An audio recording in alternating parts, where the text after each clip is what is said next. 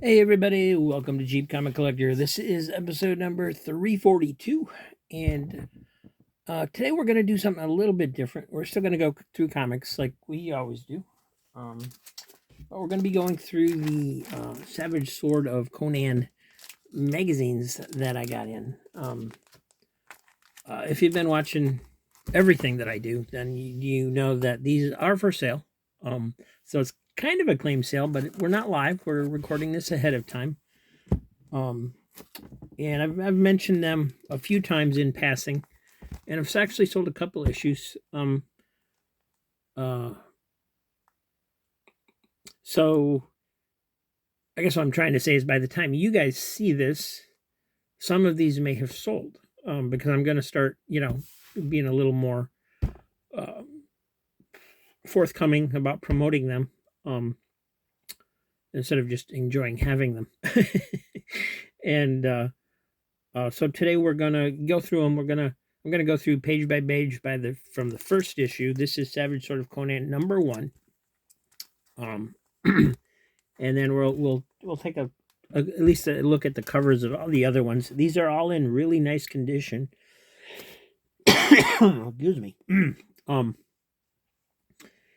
And the settler had marked them as average of being very fine, and I certainly agree with that. I'm not much of a grader, but I'm learning, a little bit as I go. And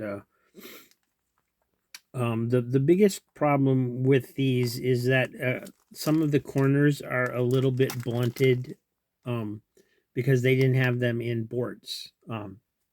Since I got them, I've put them all in brand new bags and boards. So they're well protected now. But yeah, so that's what we're gonna do today. I'm gonna go through this first issue, and I want to get like $10 an issue. I can't sell them for $2. I paid more than that. And but I know a lot of people look for these. A lot of people want these. And so yeah, we're that's the price for most of them. This first issue I actually want $50 for, and I know that's quite a change from our usual goings on around here. But this is the first issue. It's a valuable issue. It's in really nice condition. It's the second meeting of Red Sonja and Conan in comics, and it's highly sought after. So, but everything else is $10. So all the other magazines, all the other Conans, plus the other magazines that I have, which we probably won't get to today, including the annual, which is a special, by the way. It says annual on the cover up here, so that's why I keep calling it an annual. But if you look inside, it actually calls it a super annual special. So it's marked as a special when you look it up, instead of an annual, which is why I didn't know they had an annual. But anyway, I'm going to go up top. We're going to take a look. I'm just going to go slowly through this one, show you what condition it's in.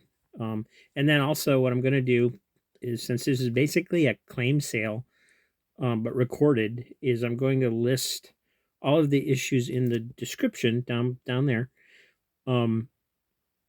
that are still available. And then as they sell, I'll edit it and I'll take them out. And so that'll be accurate for a while. So if you're, joining us later, if you're just finding this video, take a look, see what's still available. If there's something that you need, reach out to me via email. I'll let you know if I still got it, and we'll figure it out from there. So anyway, gonna go up top.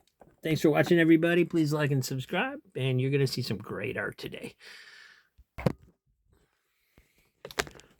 It's a camera drop. I haven't done one of those in a long time.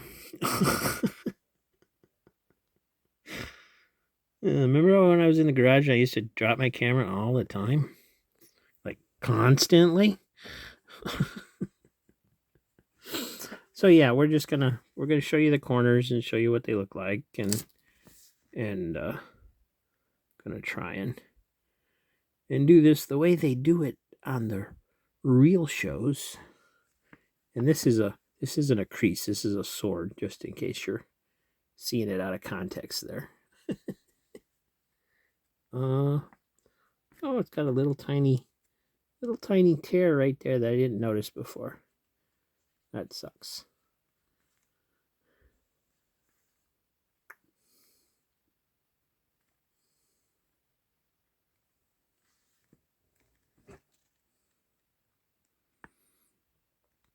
I see the price on these all over the place, so I'm just kind of going by gut instinct, saying, I want $50 for it.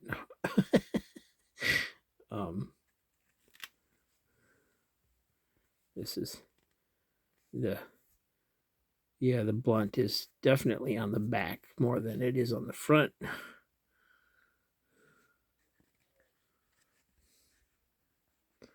So I may have this overpriced, but that's okay. Honestly, if I don't get the $50 for it, I may just gift it to a friend. So, because as you know, I got 2 copies, and I kept one. So, anyway, let's take a look. Savage Sword of Conan, number 1. Got the painted cover by Boris. I forget. I don't know how to pronounce his name. It's Boris Vallejo, Vallejo, Vallejo. So I apologize because I know he's pretty famous. I just have never heard anybody actually pronounce his last name. But beautiful cover. And then on the inside, you got this pin-up page. This one is not credited in the contents. I'm not sure who's doing it. The style looks familiar, but I'm not familiar enough to know. I got table of contents page. And then you have like this introductory with the photo caption introducing the story. And you know what? I think we went through issue number 1 when I showed you the ones that I was keeping a while back, a bit back. But since I'm trying to sell them, we'll go through it again. But I may not take as much time since I've already shown the insides. There's Ren Sonia with their second appearance. And then there's a Red Sonja story further on here that's supposed to take place just before this story. Look at that. All of a sudden, boom, there's a great big 2-page spread.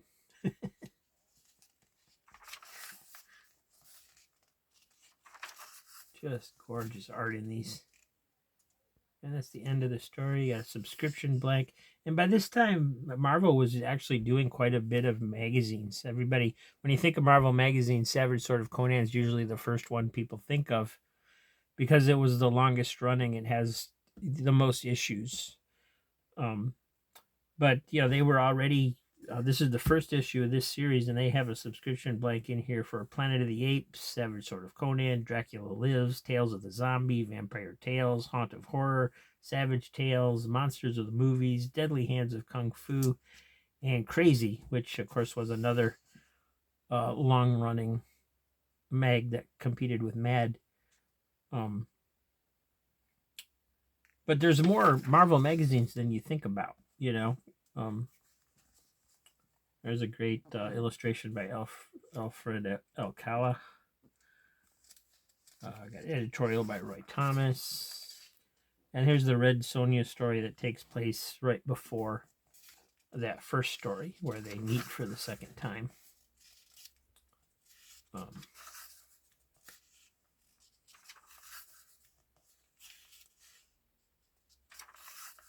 The line work is just fantastic on these stories.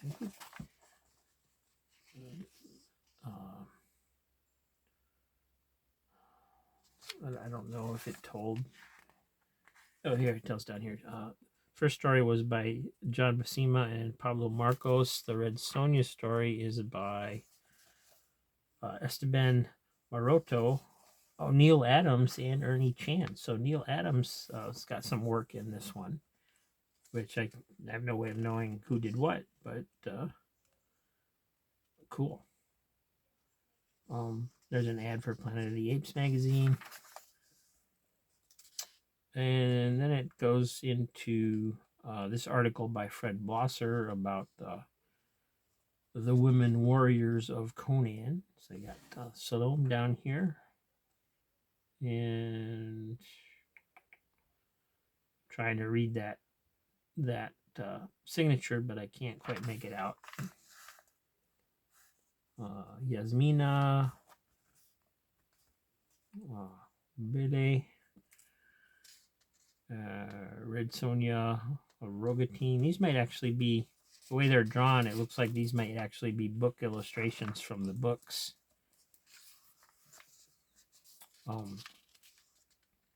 And then you got story and art by Gil Kane, some Black Mark.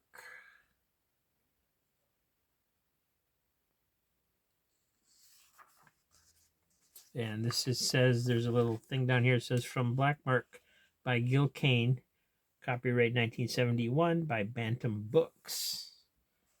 So apparently this was some kind of maybe early type graphic novel that Gil Kane had done for Bantam Books. I don't know. Because there's text, but then there's also word balloons on the illustrations. So kind of a mixed media type of thing here. Not familiar with that title, so don't know anything about it. But it's continued into the next issue. And there's an ad for Crazy. And an article by Glenn Lord about Cull. And here you got Ross Andrews' original pencil sketches for the major King Cull characters. And then it goes into another Conan story, The Frost Giant's Daughter by Robert E. Howard. And this was adapted by Roy Thomas. It's got art by Barry Windsor Smith.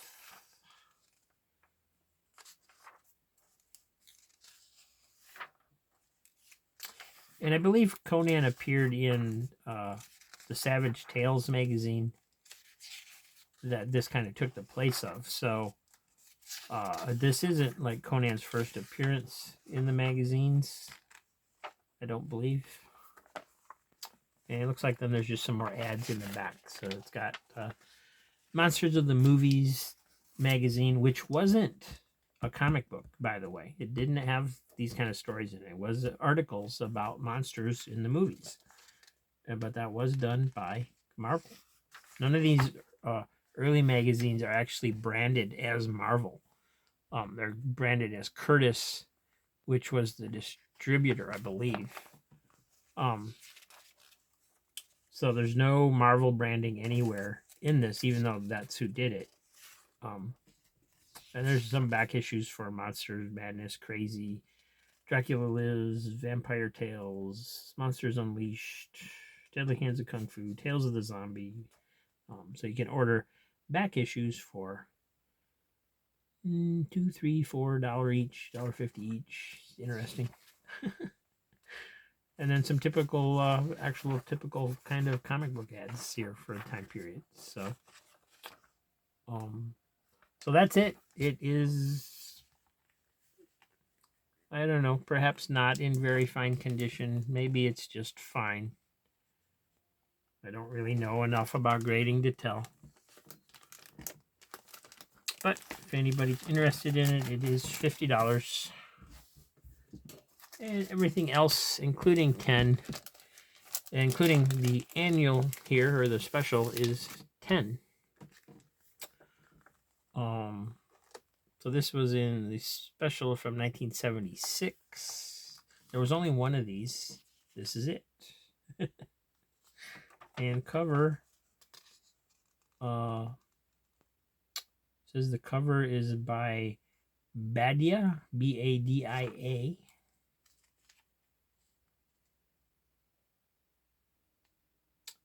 Seems like there's a last name here on the signature, but I'm not familiar enough to tell. This is by Barry Smith. And then there's some of these, I think these stories may be reprints. I'm not sure. But they may be preprints from like the comic book or earlier issues. I'm not sure.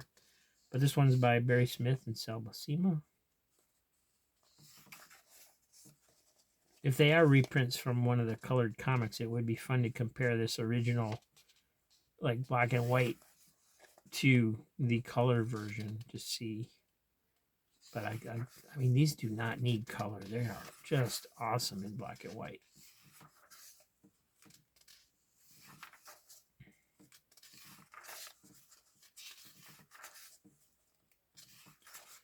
So anyway, yeah, the remainders of these are all $10 a piece. Just gonna kind of flip through and see if there's anything I want to show you that stands out. Maybe a pinup or a big big page, something like that. Oh, this one's got Web of the Spider God. This is also by Barry Smith and Sal Buscema. But just, man, the art on these is just so incredible. Yeah, I'm sticking to my prices simply because, I mean, if you don't want them for that price, then I'll just keep them. Because they are amazing. And the ones that have doubles, you know, maybe I can end up trading someone sometime for the issues I don't have. I don't know, but we'll see what happens. And so I'm just gonna go through the rest of them, show them. You can kind of take a look. You know, feel free to pause the video and take a closer look if you can. And that's one's literally looks like it's in good shape. This is number 2, and it does have a little tiny spine tick right there, I guess. But man, that's nice. The covers, the corners don't look too blended. This one does have a dog-eared cover on it. Darn it. Wonder if I did that when I bagged it. I didn't notice that before.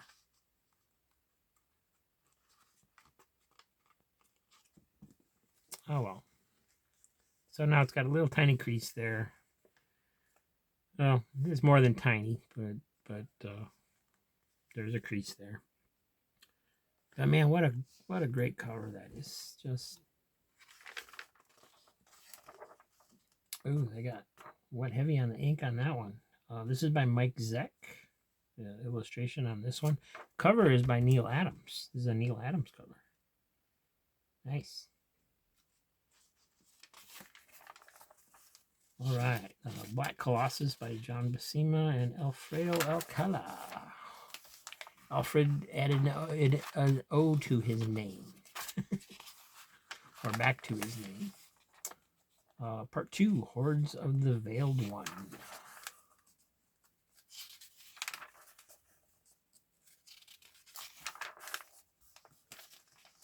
And this doesn't even want to open up. This is how rarely it's been looked at. It doesn't want to. It's still got that spring where it wants to spring back instead of just staying open. Yes. Great stuff. Oh, look at these Planet of the Apes. What are those posters? Oh no, plastic model kits. Oh, cool. Those would be awesome to have. They got monster kits and dinosaur kits too. Chapter 3, Chariot of the Man Demon. I'm not going to go through every issue, but I just wanted to show you how awesome this art is. I probably should. I should make a whole series of videos and just go through every single one. But there's the continuation of the Black Mark story by Gil Kane.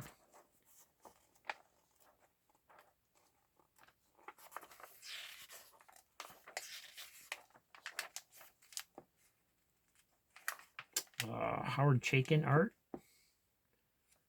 Script by Steve Englehart. So a lot of famous comic book names working on these.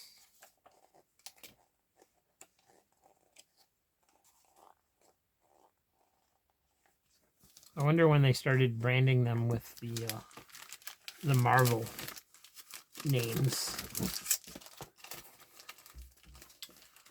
We'll have to look out for that. And there's another number 2, so there's actually 2 of those. So, you know, first one in, you can choose whichever one you want. This one's actually in better shape, the first one, because this one's got like a cover wrinkle in it right here. So when you inspect, there is a bit of damage sometimes, but man, just first glance, and these just present really well. There's number 3.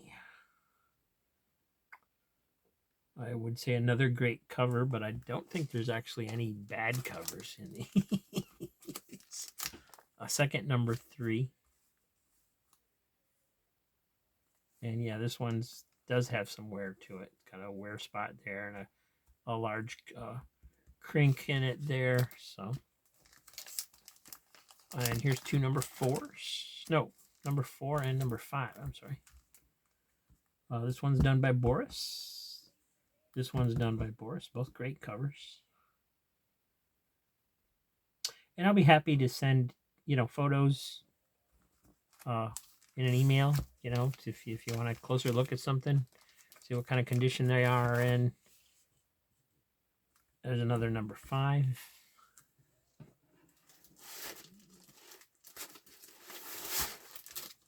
There's so many great covers on these. Number 6. 2 number 6s. And again, this one's significantly better shape than this one is. You can see some wear right here.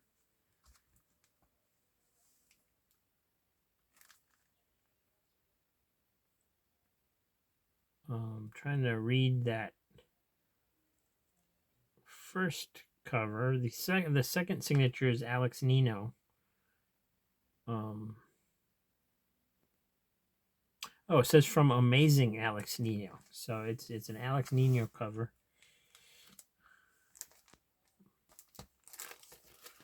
And here's number 7. A couple copies of that. And those are actually worn. This one's got quite a bit of wear. This one's got a little less, but there's some wear on that one. Just from them being in the, you know, in the bags with no backing boards to protect them. They were, yeah, in there for a while, I guess. And this one's done by Boris. And here's number 8.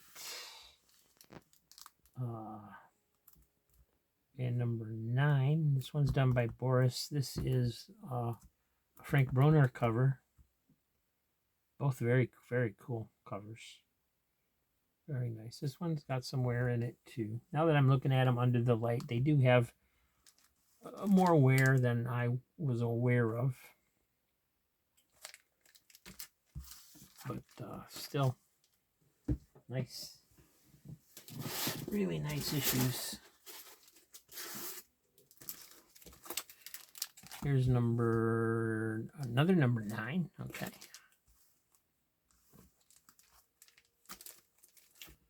And another 10.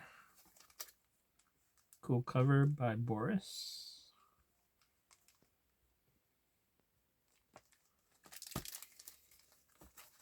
And here's 2 copies of number 11.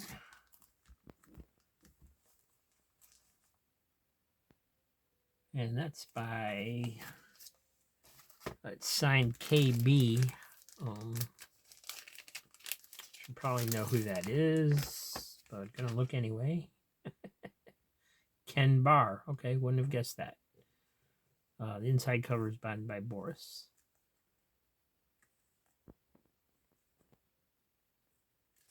Interesting that he was. I wonder if this was, you know, like a pencil sketch for what would have been the cover, but they decided to go with this cover, so they used this as the front piece, or or just how that decision's made would be interesting.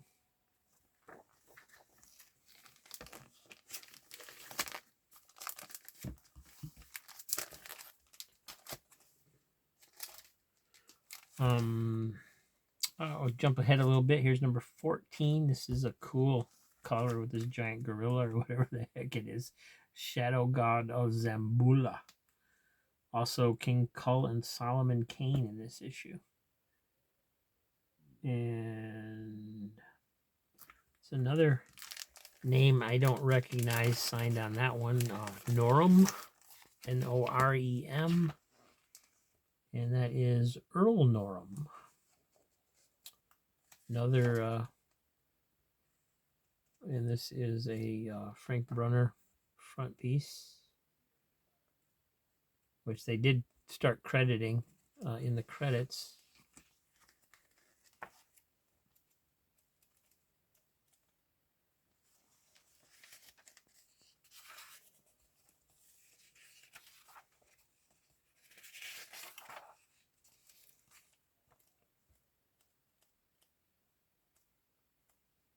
Yeah, that's a great cover. That might be my favorite cover just because of the giant gorilla. But if I look through these too much, I'm going to end up wanting to keep them, and I need to sell them. So there's number 15. This one.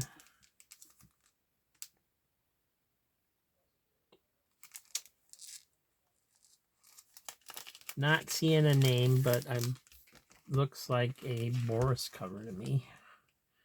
See if I'm right. Yes, Boris did the cover. Mike Zeck did this front piece. And it does look like there's a little tiny tear right here in the middle, unfortunately, that's where somebody would have, flipped through it.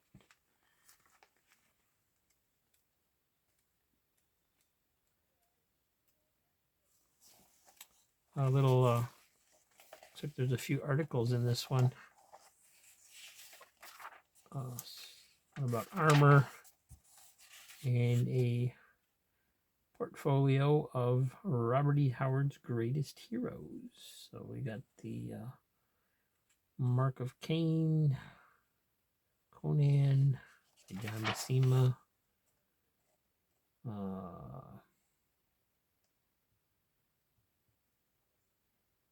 I don't know who this is. This is Red Sonja, obviously. John Byrne did this Red Sonja. Cool. There's Kull.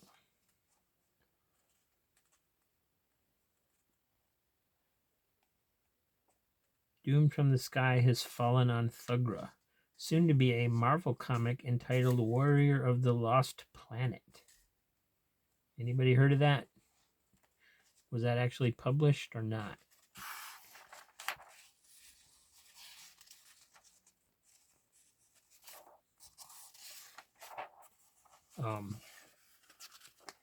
That might be the first time they actually used the Marvel branding. I mean, it's still not branded as a Marvel magazine, but that might be the first time they actually mentioned Marvel in here, in their magazines. Here's number 16. Nice. Number 17, also nice.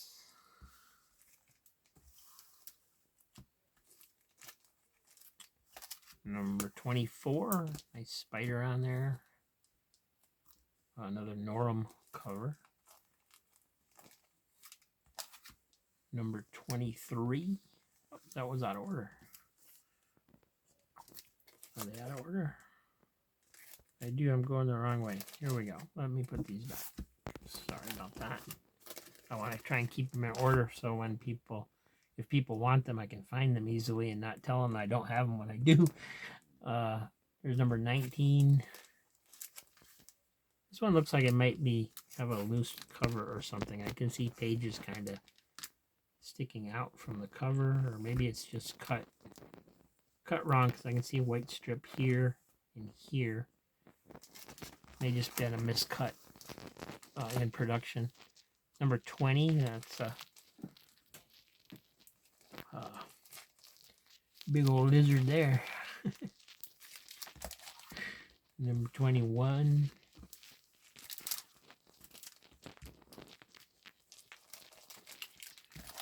Number 22.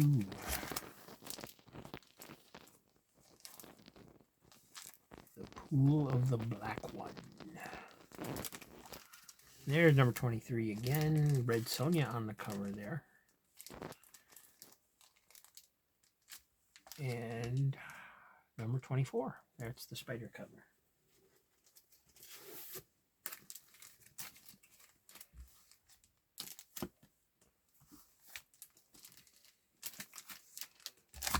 Number 25. Number 26.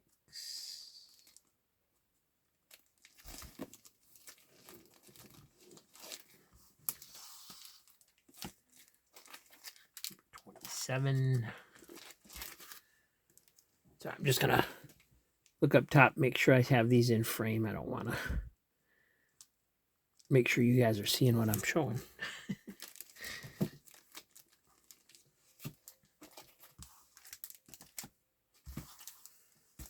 And there's number 29. Special issue starring the fabulous females of Sword and Sorcery, plus Red Sonja.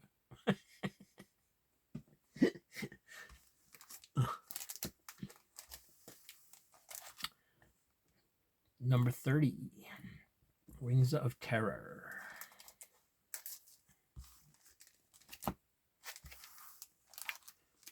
Number 31. Friends of the Flame Knife. Number 33. Curse of the Monolith.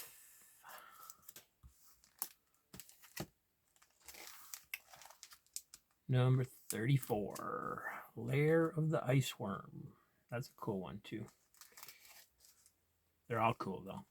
Oh, this one's in front by Norum. This one's by Ernie Chan. That's some solid work by Ernie Chan there. This one too, this is by Ernie Chan as well. The Dark Eyes of Death.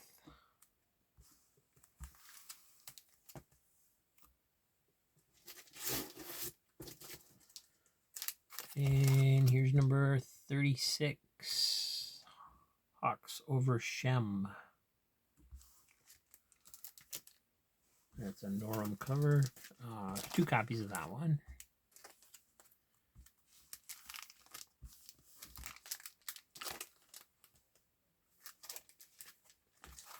And here's 2 copies of number 37, also by Norum.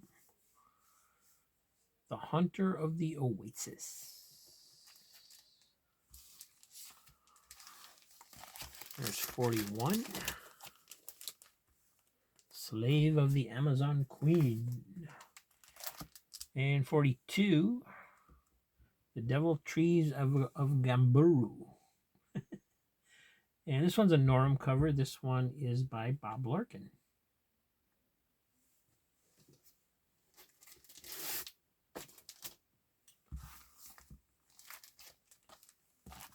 Number 43, King Thoth Amon. And number 44, Swords of the Living Dead. Bonus, a pulsating portfolio of Marvel's mightiest artists. So I think that's the first time they've mentioned Marvel on the cover, but it still doesn't have any Marvel logo or comics group label or anything like that. But let's take a look at this portfolio. Front piece is by Tony DeZuniga. And the cover was by Bob Larkin again.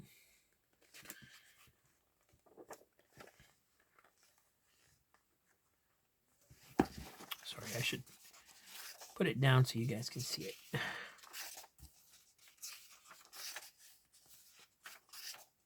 I mean, they're just Just such fantastic art, and I like how whoever did this story too is they've got like his foot coming into the other panel, and as he comes through the window, and same thing with her walking in this way, and I like it when panels kind of interact like that a little bit, not so much that they detract from the story, but just enough so that there's that little bit of artisticness to the layout. And this was Selma Sima and Tony DeZuniga. DeZuniga did the art on this. Look at that. My God, I love this. I mean, any one of these panels, if you took out the word balloons and stuff, could be a poster. It's just amazing work.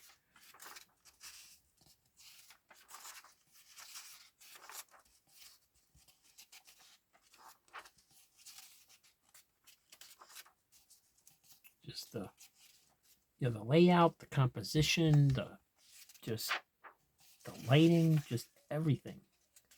So much effort, so much talent went into producing these. This one's actually got little tears down here on the corners. You're losing the little corner on the edges, so this one must have got blunted pretty good.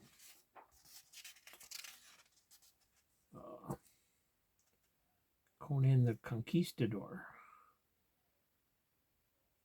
Just for the record, here's a view of the blonde Mexican Conan. Okay, that's different.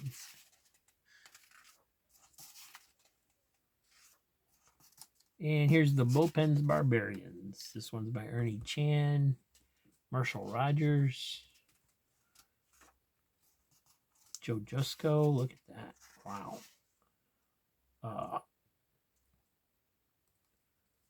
Will Munay, I don't know how to say that. Will Mugnot.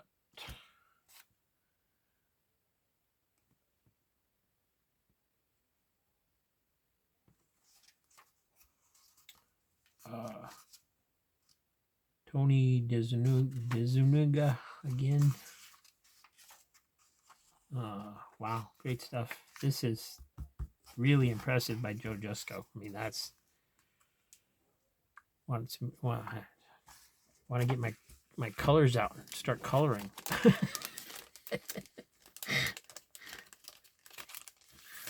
That's just beautiful work.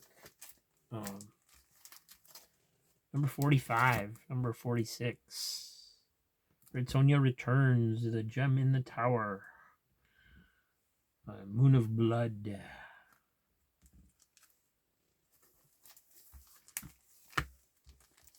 This one's cool too. This one is The Curse of the Night Demon. Plus latest news of the Conan movie by Nestor Redondo. Oh, okay. That's who Nestor is. I knew that. Dummy. 48, 49. Both by Nestor Redondo. And if you like anniversary issues, here's number 50. So by now, apparently it was no secret that Marvel was the publisher of these, but they still don't have any Marvel branding on them. I don't know if they ever did, actually. I think eventually they came out with like a Marvel magazine logo or something, I think. But here's 50 by Nestor Redondo, number 51. We're in like 1979 now, according to the signature here on this painting.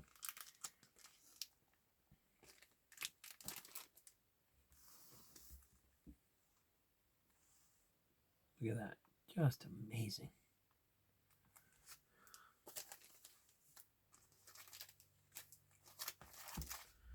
Number 52, number 53. I mean, these are basically pulp covers, like you would on an old pulp magazine or paperback or something. They're just, and I think that's actually how a lot of these artists probably made their living, is by doing these kind of illustrations for the covers of like paperbacks. Because there was a lot of that kind of stuff back then. Anyway, 52, 53, just such awesome stuff. Oh, there's a sorcerer right here. I didn't even see him. I saw Conan falling into this and the girl back here. And who pays any attention to that guy? Number 54, The Stalker of the Sands. And number 55, When Dead Men Walk. Both by Norum. Just amazing, amazing stuff. That's incredible. Stuff. I know I keep saying the same thing over and over. I'm sorry. I'm just blown away by this art. I mean, why do comics not look like this now? If this is the way they were headed, this is just incredible stuff. Number 56, The Sword of Skelos, Death Among the Dunes in number 57. Fire and Fury in the Age of Blood. And these are only $1.25. Cover price on these was $1.25. If they came out with a magazine like this now, it would be $20, $30. Who knows?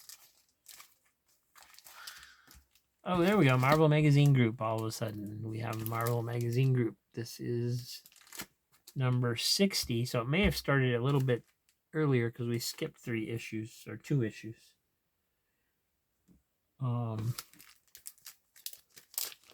So this was published with a cover date of January 1981. So by the end of 1980, they decided that they could put their Marvel name on these works of art.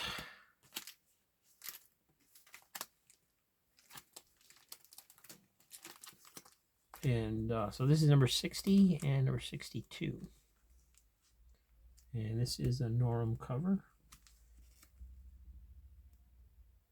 And don't see a signature on this one, but that would probably be considered a negative space cover in today's jargon. And this down here is not anything missing. That's just part of the painting. There's number 63. Number 86. Oh, that's quite a jump.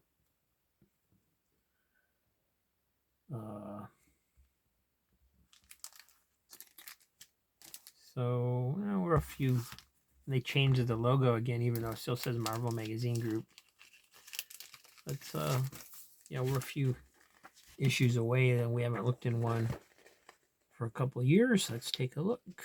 There's a nice front piece by Luke McConnell and Bob Layton. Very nice. The cover is by Joe Chiato.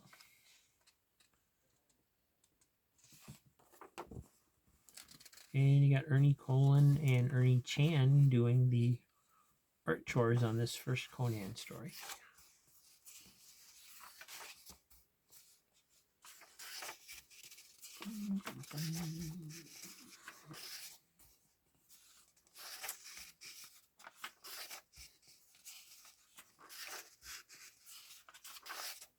So cool.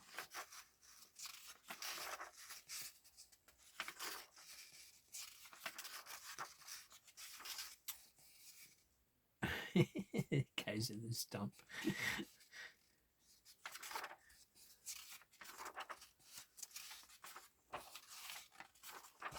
Wow, this is a long story.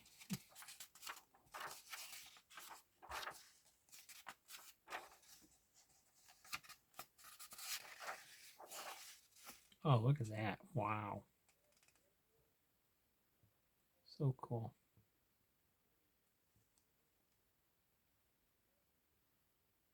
This would be my kind of art gallery.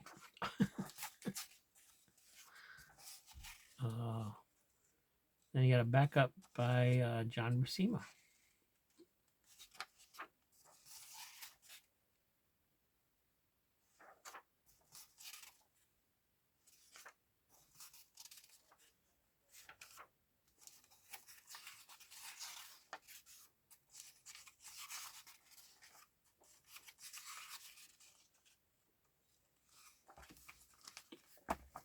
Pretty cool, guys.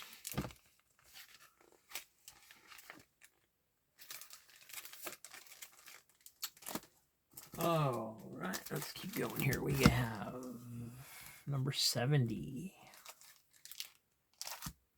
and number 72.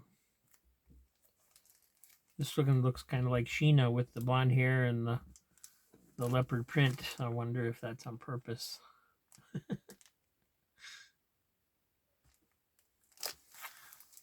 And there's number 74. Look at that. Nice. Great Joe Jusko painting there.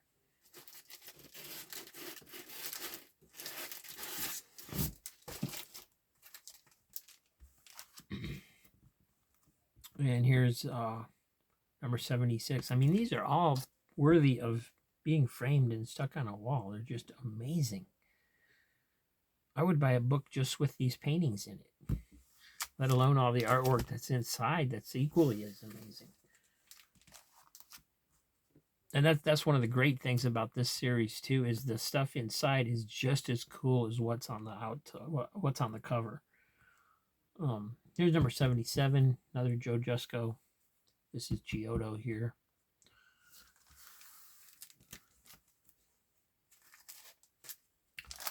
And the new origin of the Red Sonja. There's a Norum cover. Nice. I don't know if that's supposed to be an abominable snowman or not. That's what it looks like to me. And this is number 80.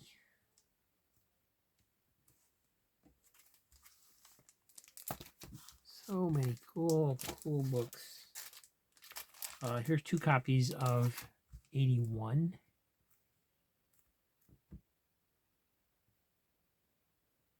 Oh, look, you got 2 different. This one's got a UPC symbol, and this one is distributed by Marvel Entertainment Group. So this is probably a direct sales copy, and this is a newsstand. Be my guess. And price is up to $1.50. That's changed too between the 2 different versions. This one has a U.S. price and a Canadian price. This one just has a $1.50 U.S. price. Interesting for those that are into that kind of stuff. I don't really care if it's a newsstand or a direct edition myself, but I know there's people that do.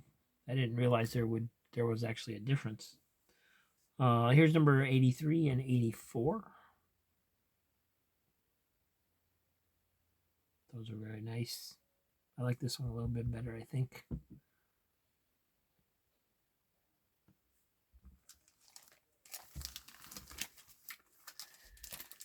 And here's an 85 and an 87. And just as a reminder, these are all for sale. These are $10. If you want them, email me.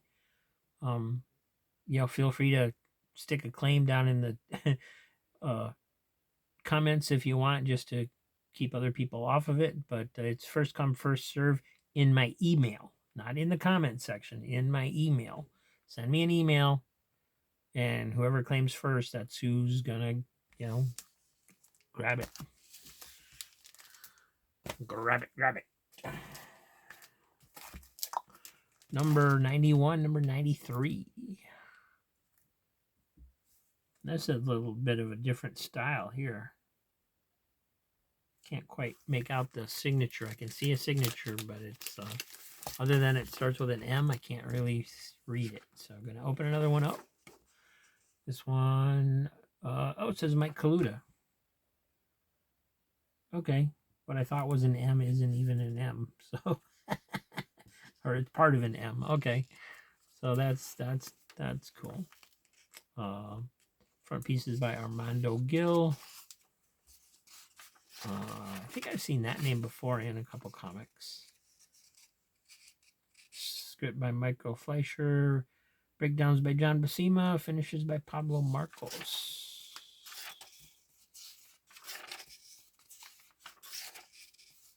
Okay, so the artwork in this one, it's still really great, but it's not quite as amazing as it was in in earlier issues, but still incredible compared to a lot of the stuff being done today.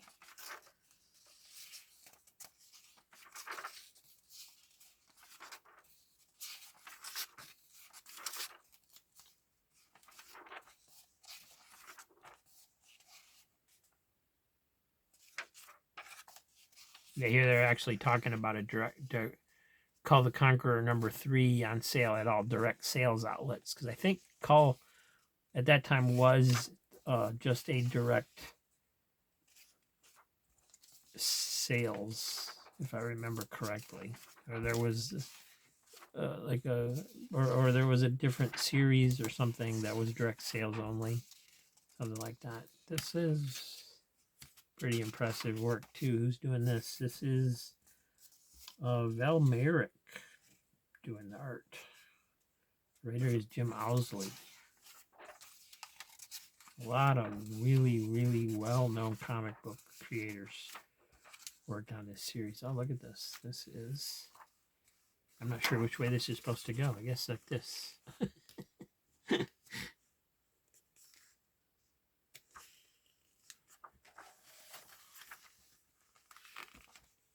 All right, is there a... I don't see a credit for the back. All right. Very, very cool stuff, I must say. And there's number 93. And here is 94 and 96. Look at this worm coming up behind him. And this guy, this is... I don't know what the heck all these snake things are. That's weird, but... Purple worms. They have like those round teethy mouths on them that you can't quite see, but so yeah, some kind of evil demon worm or something. All right, so that's actually only the first box. We still have an entire another box to go through. So hold on for a second, or pause, or flash forward a little bit, whatever you want to do while I get these out of the way so we can start on the next box.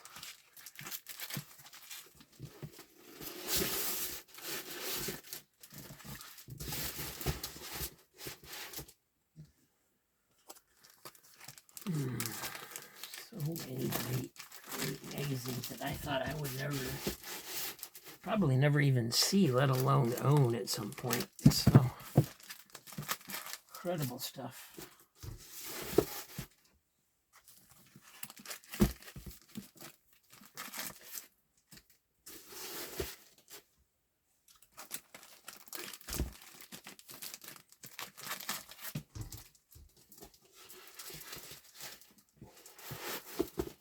Sorry, almost there. Just being careful putting them back in so I don't damage them. There we go. All right. Start with the... these run the other way. Hold on. There we go. Number 98 and number 100. Still $1.50. Let's take a look at number 100, just because it's number 100. We'll turn that over just to get the pile going. Oh, no more front piece. It's just a comic dealer ad, unfortunately. That's too bad. Jim Owsley was the managing editor. We saw his writing in that last issue I looked in. This is from 1984. It's a Joe Jusko cover. Yeah, that looks like Joe Jusko. Larry Hama was the editor at this point.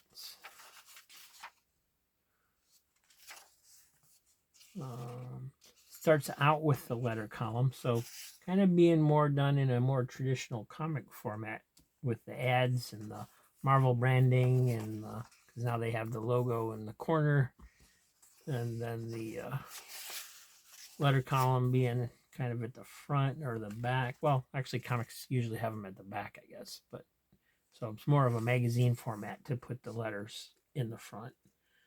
When a God Lives by John Buscema did plot and pencils.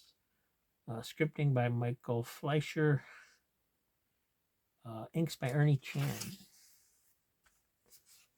So yeah, they still do amazing work, but they don't do all amazing backgrounds anymore in every panel. They kind of choose where they want to put it, I guess.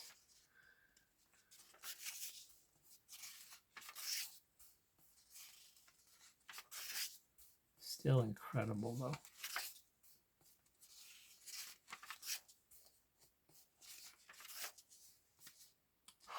It's just so cool.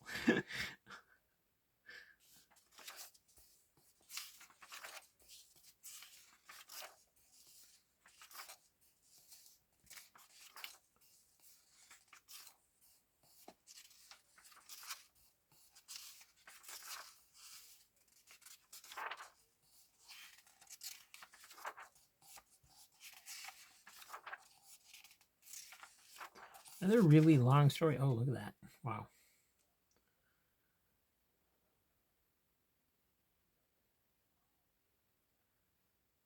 Demon God. They've brought the demon God to life.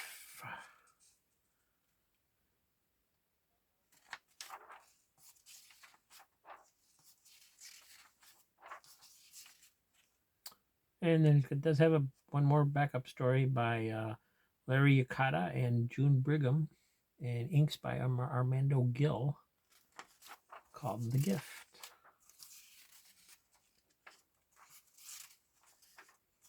So all Conan in this one. No more Cole, no more, no pinups, no, just more comic ads. Not a whole lot of ads, but more, what I want to say, traditional comic ads, just advertising back issues. There's number 101. Look at that. That's cool. 102. Very reminiscent of the movie poster, actually.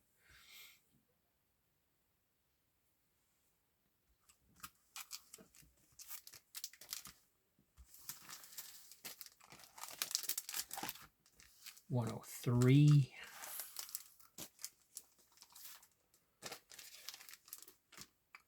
104. I love these blue covers. There's a couple of them in this series, and these like bright blue covers just really pop and stand out. I just love the coloring on that. This is by Joe Jusko, as well. And here is another really cool cover, but I'm not sure who the artist is. This is number 105.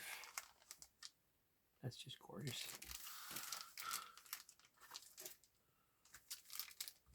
106.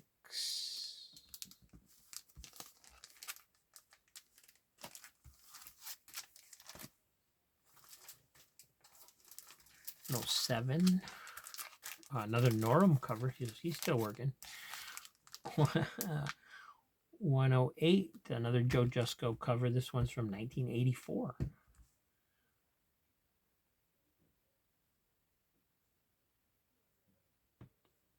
Just beautiful work.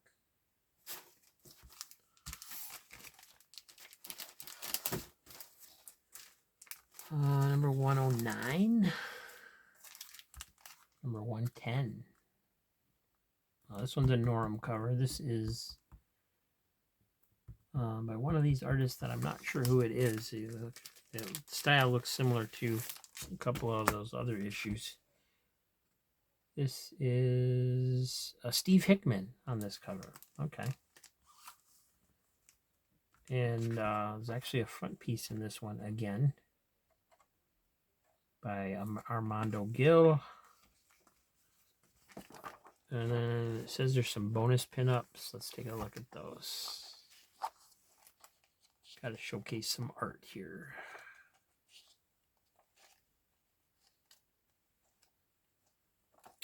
This looks a little more like in the style of the original, you know, the earlier issues. Pencils by Gary Kwapis, Kwapizz. Inks by Ernie Chan. So yeah, this is much more like what we were seeing in some of the earlier issues. Very nice.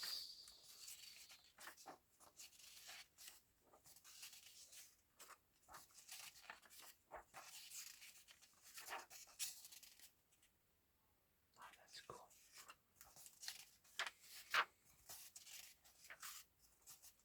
Here's the pinups. This is... I don't see a name. I don't know who that is. Oh, come on. 2's not a bonus gallery. 2 pinups is not a bonus gallery. Well, here's another end piece. That's very nicely done with these girls in the cheetah costumes, kind of. I'm not seeing a signature in there anywhere.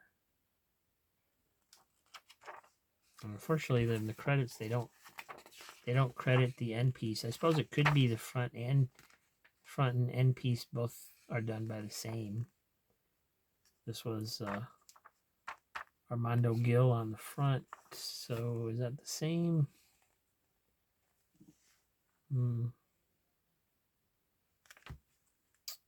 I don't think so. Maybe. But I'm not sure. I guess I could always look these questions up on Grand Comic Database. Anyway, there's number 110 by Norum. That's awesome as well. All the skulls in the snow. You just can't seem to go wrong by putting a skull on a cover. I don't know why that is. There's number 111. Some more.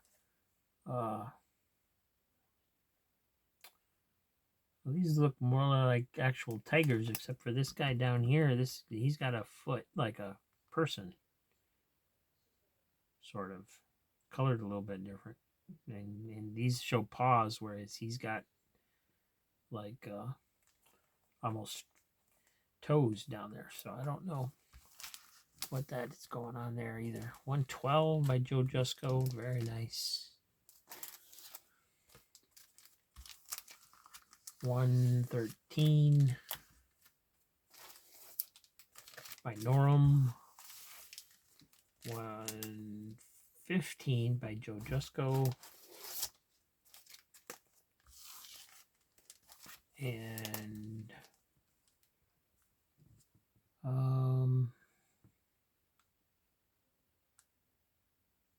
not seeing a signature, so that might be Hickman again. But that's number 114. Very nice cover. And here's 115. And I'm not, these are later issues, so I'm not seeing. This is from Joe Jusko as well. I don't see any wear. I don't see any damages like I saw on like a little bit of wear and stuff on the earlier issues, the corner blunts and stuff. I'm not seeing that on these. This one's stapled, by the way, and this next one, oh, it is stapled as well, but it's also looks kind of like it's square bound. That's weird. Hold on a second. 116. Because they did sometimes use staples and do square bound on older comics.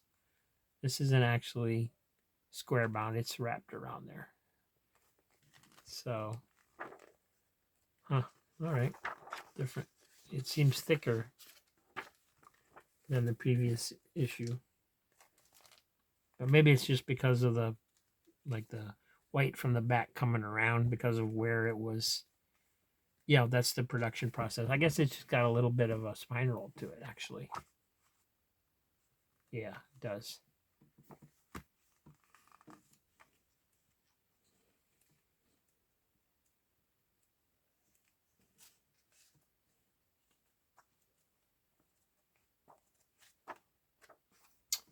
Anyway, that's 116. This one is got, this one's Got some corner creases down here in the bottom. It's got a little bit of a spine roll, so it's not quite as good a shape as most of these more modern ones are, but still awesome. Oh, but there's number 116, which is awesome. All right, so there's 117. 2 copies of that. Very nice. Again, this one's got some spine roll and stuff to it. This one looks perfect. I mean, it's just gorgeous. I guess it's a little bit off on the top. It's the white strip is wider at the top than it is at the bottom, but I don't think that's spine roll or anything. I think that's just how it was printed in the printing process. That's just where it was cut. So, but look at that cover. That's awesome art. Crazy. There's a girl on the back of that with this big arm. I didn't even see her. And get a load of that helmet, man. That's nuts. All right, let's keep going.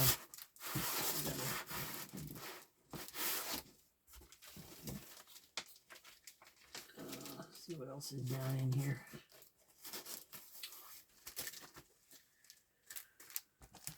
Mm, 118. Nice. Didn't know they had bikinis back then, but I guess they did. There's 2 copies of that by Joe Jusko, 1985.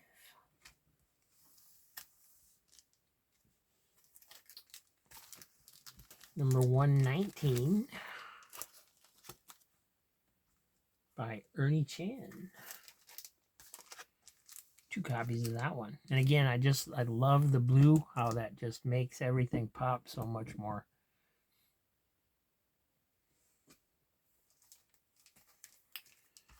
Let's see, 121.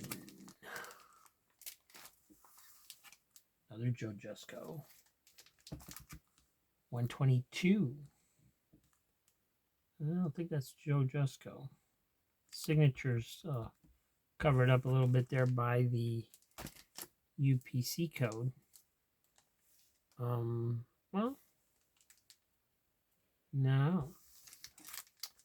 Pretty sure that's not Joe Jusko, but it does have a similar look to the signature. No, Ernie Chan did the cover on this one. All right. I thought I was going to say Ernie Chan, and then I decided I needed to be sure.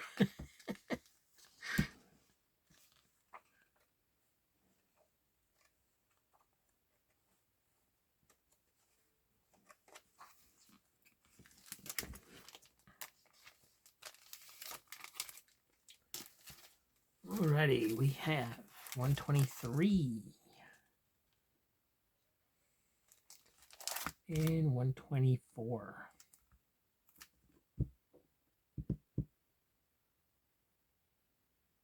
A little bit different kind of a look to the covers.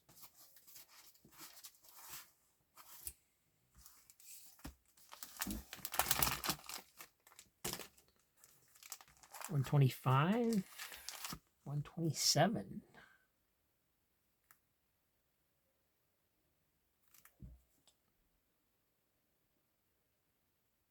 Yeah, these have some corner wear again here too. You can see where this is blunted a little bit, and there's a little bend up here, just barely there, just enough to make it not be near mint. 141 and 144. My kind of bar.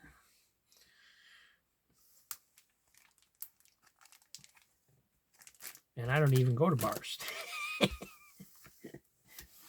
Maybe I should. Here's number 145 and 146. Daniel R. Horn did the cover on this one.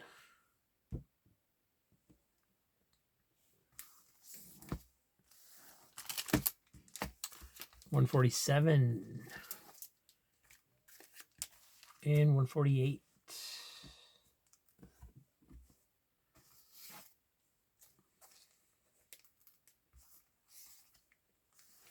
And you can tell these are all direct copies because they don't have UPC symbols.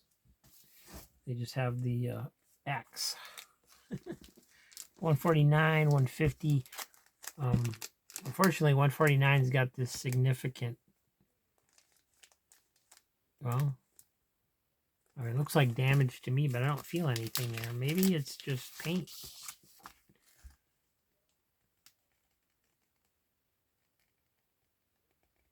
Huh. I can't tell if that's wear, because there's some here and here and here, or if it's they wouldn't put painting in there. There's no reason for it. And so yeah, there's a little bit of schmutz up here on the logo too, on his face. So this is wear, I believe. It's just weird that I can't feel it as wear. But yeah, I don't think that's anywhere near as nice a copy as the others, just because of these marks. I don't know what that's from though, because I don't feel anything there. It just feels like a normal cover. And then you got this over here as well that looks, that's weird. I don't, you know what, I'm gonna pull that issue up and look at the cover and see if those marks are actually supposed to be there or not, because I mean, there's nothing there. It's not worn. It looks like it's printed that way, but it would be stupid to print it that way.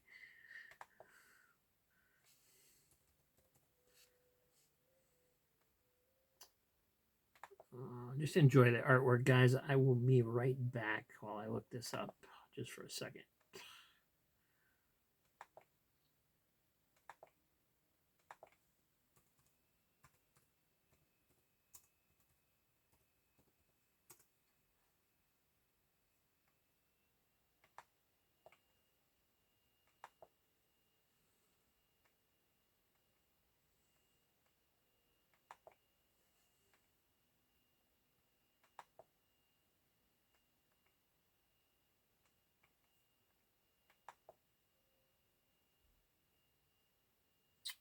Yeah, the picture on Grand Comic Database doesn't show any of that white stuff. So that is something. It's just odd that I can't feel it. Very strange. Maybe it just was a flaw in the printing of this particular issue or something. I don't know. It's odd. Anyway, that's 149. That's 150. I guess you've looked at those long enough.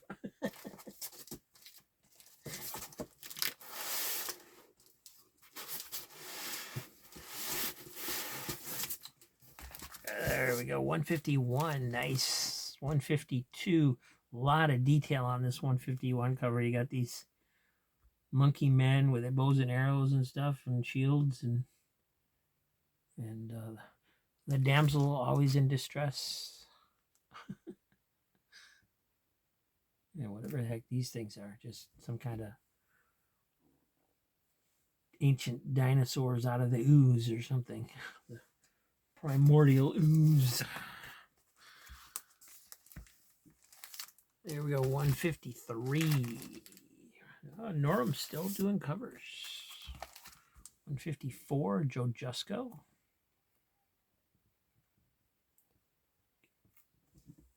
You can start to recognize his style just by the ladies. And you got some more of that blue, awesome blue coloring. That's just great.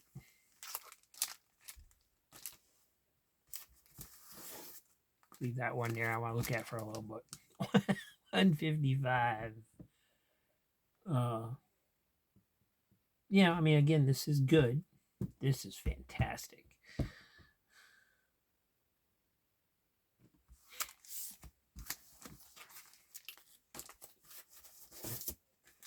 $156, $157.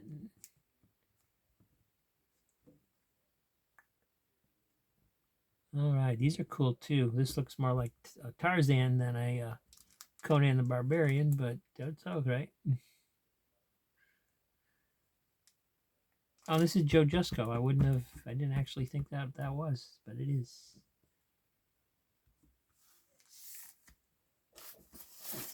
I guess maybe he's not as recognizable as I thought he was. 158 and 159. There's Joe Jusko. 1988.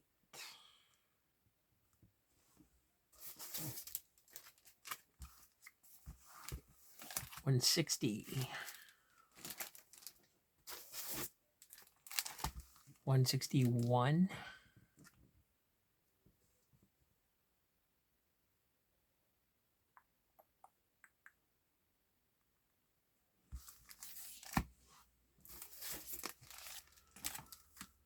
162.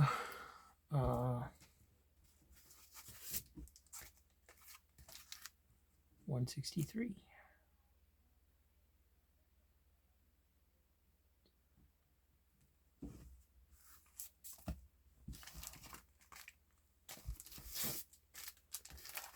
164, 165. And this is Norm. And then this is somebody else, somebody new. I've seen this signature a couple of times in the last few issues, but I can't tell what it is. It is Dorian. Just says Dorian. So one of those one name guys.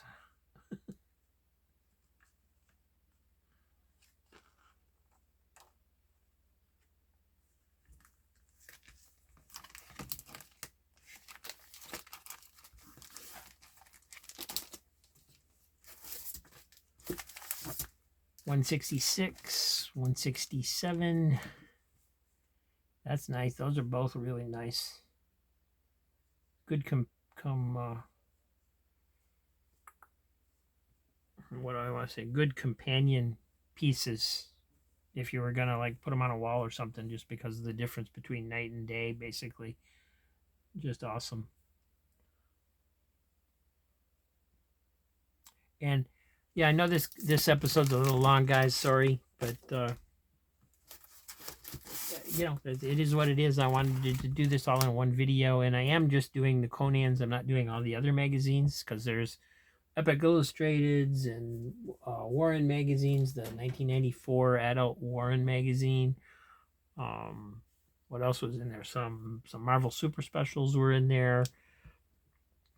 A DC graphic novel. So all of that'll be probably listed when I list it, even though I'm not showing that today. So if you see any of that you're interested in, let me know. This is 168. This is 169. The cover price at this point is up to $225.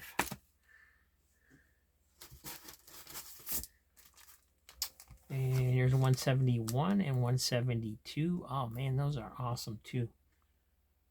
This one's by Norm. I don't recognize the signature symbol on this one, but still very cool. You know, got the full moon behind him, a couple bats up here. Just very nice. Such detail, such amazing work. Awesome stuff. 173. Also is very cool. 174. Wow. Just the look on his face, in his eyes, where he's like got this kill lust, is just amazing work.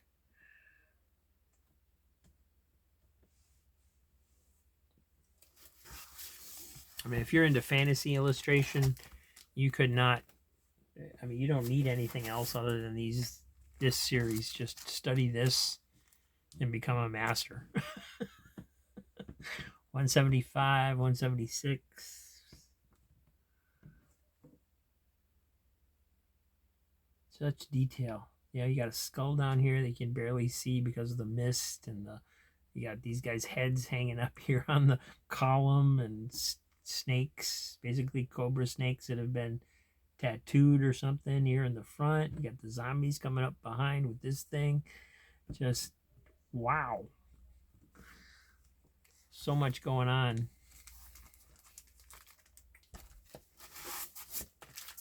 Uh, 177 and 178.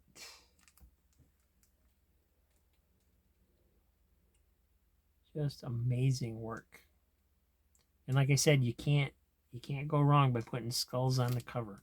I mean, if those skulls weren't there, it's a good cover. Put skulls in, it's a great cover.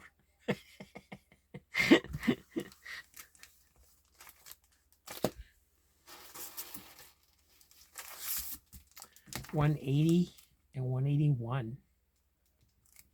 Holy cow, this one looks like it's almost a photo cover. Look at that. Jeez. That's by Dorian again. These are from 1990 now.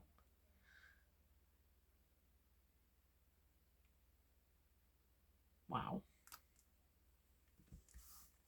Just incredible.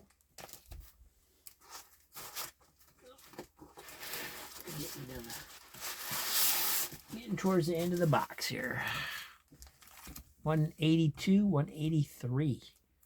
All right, got a little bit of a new format with these big blurbs kind of blocking some of the art. I guess that started the previous issue. You got one on here too. It just was placed better than these are. The Devourers, plus a tale of young Conan and much more. Army ants. I guess he's fighting ants. All new The Decapitating God, plus a tale of King Kull. All this and much more. Another giant spider on that cover. That's cool. Man, I wish they hadn't done these great big blurbs, though. That would be such a cooler cover if those weren't there.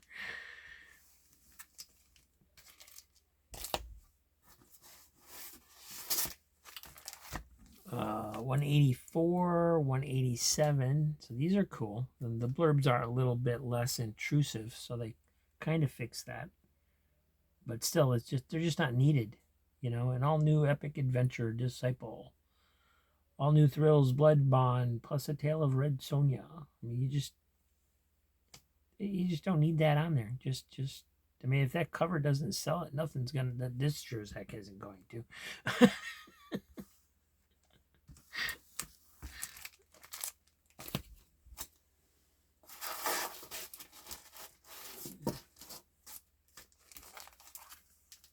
Action thriller, The Mask of the Demon. All new, The Horror Out of Time, plus much more.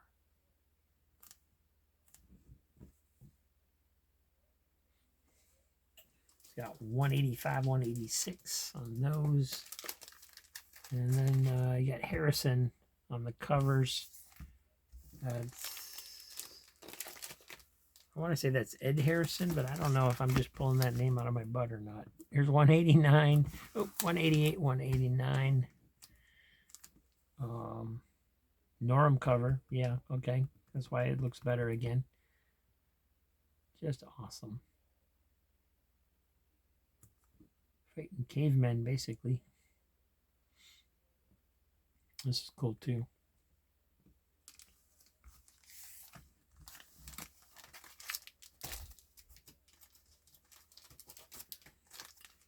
$190, $191. They just can't give up putting these stupid blurbs in there. This is a Norm cover. This is a Joe Jusko cover again. Very cool.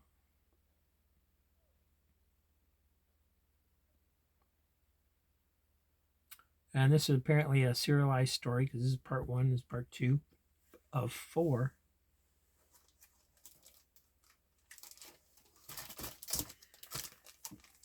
And if you like those, here's part 3, number 192.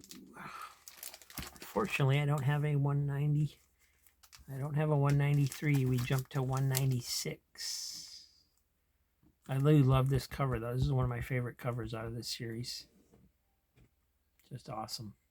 The big shark coming in.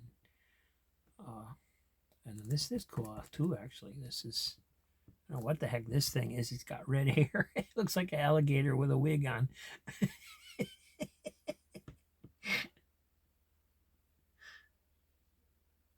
Very cool. This one's by Norm. Awesome stuff. Awesome stuff. And then one last issue, number 197. Now, Conan did go up into the 200s. I don't know exactly what number it ended on, but so this isn't the last issue. This is just the last issue I've got. But 197, A Night in Messantia, all new barbaric excitement. You got this jeweled skull or whatever this thing is down here on the treasure chest. Looks like he's fighting a Viking. Basically, that's a heck of a lot bigger than he is. Take a look at it since it's the last one. You got, oh, they changed the credits and stuff up a little bit here too. All right. Roy Thomas writing the story, John Buscema doing pencils, Ernie Chan doing the inks. So back to some really great creative team here.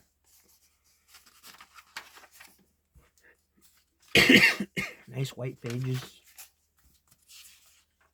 Things like it's brand new. I bought stuff off the newsstand that wasn't in as good a shape.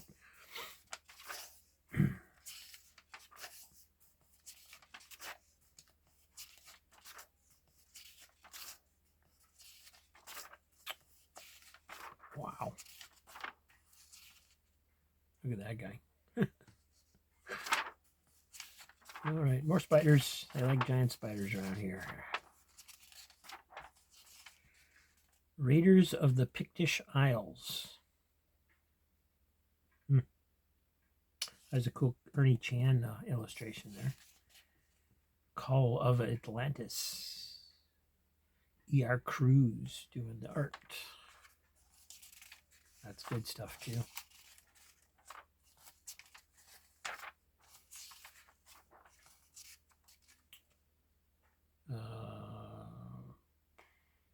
Somebody named Sandu did that one.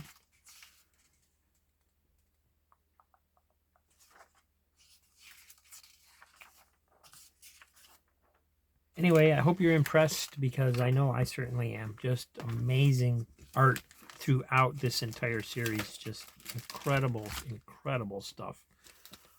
So once again, if you need any of them, let me know. Send me an email. What issues? If you want a closer look at something, you want to know particulars about any damage. There is no major damage other than what I've shown, like that one issue that had the white stuff on it.